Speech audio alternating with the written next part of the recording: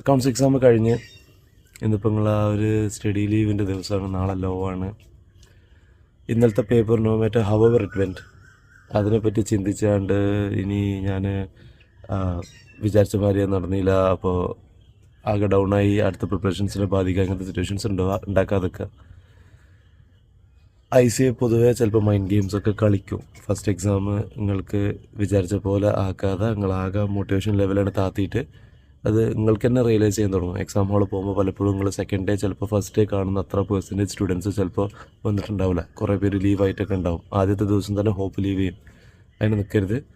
Because പലപ്പോഴും exam കഴിഞ്ഞ് എല്ലാം കഴിഞ്ഞ് ലാസ്റ്റ് റിസൾട്ട് വരുമ്പോൾ ചിലപ്പോൾ അക്കൗണ്ട്സിലെ റിസൾട്ട് വരുമ്പോൾ നിങ്ങൾ വിചാരിച്ചതിനേക്കാൾ ഒരുപാട് റിസൾട്ട് വന്നിട്ടും ഉണ്ടാവും. അപ്പോഴായിരിക്കും നമ്മൾ റിഗ്രറ്റ് അടിക്കുക, ഞാൻ അതിനെപ്പറ്റി കുറേ ടെൻഷൻ അടിച്ചാണ്ട് എൻ്റെ ബാക്കിയുള്ള സബ്ജക്ട്സിന് പ്രിപ്പറേഷനെ ഞാൻ കൊളാക്കി എന്നുള്ളത്. അതൊരു ആസ്പെക്റ്റ്. സെക്കൻഡ് ആസ്പെക്റ്റ്, ചിലപ്പോൾ നിങ്ങൾ എക്സാം ഫോം ഫില്ല് ചെയ്യുമ്പോൾ വരുത്തി വെച്ച മിസ്റ്റേക്സ് കാര്യങ്ങളൊക്കെ ഉണ്ടാവും. അതൊന്നും നിങ്ങൾ ഓവർ സ്ട്രെസ്ഡ് ഔട്ട് ആവാൻ നിൽക്കേണ്ട. ചില കാര്യങ്ങൾ ചിലപ്പോൾ നിങ്ങൾക്ക് ICAയുടെ ഗൈഡ് ലൈൻസ് ഫോളോ ചെയ്യാൻ പറ്റാതെ വന്നിട്ടുണ്ടാവും. എനിക്കറിയുന്ന ഒരുപാട് കേസസ് സ്റ്റുഡൻസ് ഇങ്ങനെയൊക്കെ സംഭവിച്ചിട്ടും അവരെ റിസൾട്ട് ICA ഇവാലുവേറ്റ് ചെയ്തിട്ടുണ്ട്, മാർക്ക് വന്നിട്ടുണ്ട്. സോ ഇങ്ങനത്തെ മിസ്റ്റേക്സ് കാര്യങ്ങൾ നിങ്ങൾ ഇനി വരാൻ പോകുന്ന പേപ്പേഴ്സിൽ ഇങ്ങനത്തെ മിസ്റ്റേക്സ് അവോയ്ഡ് ചെയ്യാൻ നോക്കുക. നമ്മൾ ഏതൊക്കെ ക്വസ്റ്റ്യൻസ് അറ്റൻഡ് ചെയ്തു എന്നുള്ളത് ഫസ്റ്റ് പേജിലേക്ക് എഴുതാൻ വിട്ടു പോവുക, അല്ലെങ്കിൽ വാട്ടെവർ ഇങ്ങനത്തെ മിസ്റ്റേക്സ് കാര്യങ്ങൾ. പിന്നെ നാളെ ഇപ്പോൾ നിങ്ങൾ എന്തായാലും ഫസ്റ്റ് ക്വസ്റ്റ്യൻ ICA എന്തായാലും ട്രിക്കി ക്വസ്റ്റ്യൻ ആക്കും.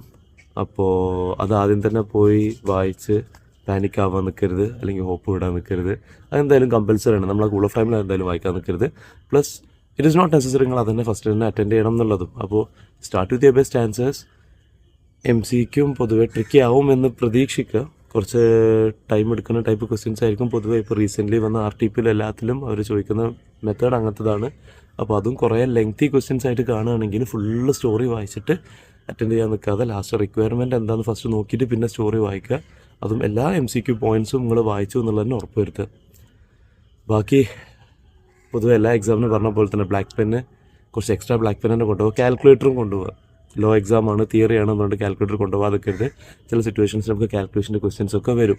നമുക്ക് ഡിവിഡൻ റിസർവ്സ് ഡിക്ലെയർ ചെയ്യുന്ന കേസസ് വരുമ്പോൾ സെക്യൂരിറ്റി ഷെയർസിൻ്റെ ലിമിറ്റ് കാര്യങ്ങൾ, CSR അങ്ങനത്തെ ഏരിയാസിലൊക്കെ ചിലപ്പോൾ കാൽക്കുലേറ്ററിൻ്റെ ആവശ്യം വന്നേക്കാം. So make sure you have A calculator. That's it. വേറെ ഒരുപാട് ഡീറ്റെയിൽ ആയിട്ടുള്ള പോയിൻറ്റ്സ് പറയാനൊന്നും ഉദ്ദേശിക്കുന്നില്ല, കാരണം അങ്ങനത്തെ കാര്യങ്ങളൊക്കെ ഓൾറെഡി കവർ ചെയ്തതാണ്. Don't give up hope no matter how ever ഒരു exam goes. Just be happy. ആ ഒരു സബ്ജക്റ്റ് കഴിഞ്ഞു, അത്ര പെർസെൻറ്റേജ് കംപ്ലീറ്റ് ആയി. അടുത്ത സബ്ജക്റ്റ് ഫോക്കസ് ചെയ്യുക. 1 at a time. ഓരോ സബ്ജക്റ്റ് അങ്ങ് തീർന്നു പോകും. ഇൻഷാ അല്ലാഹ് ഒക്കെ സെറ്റാവും.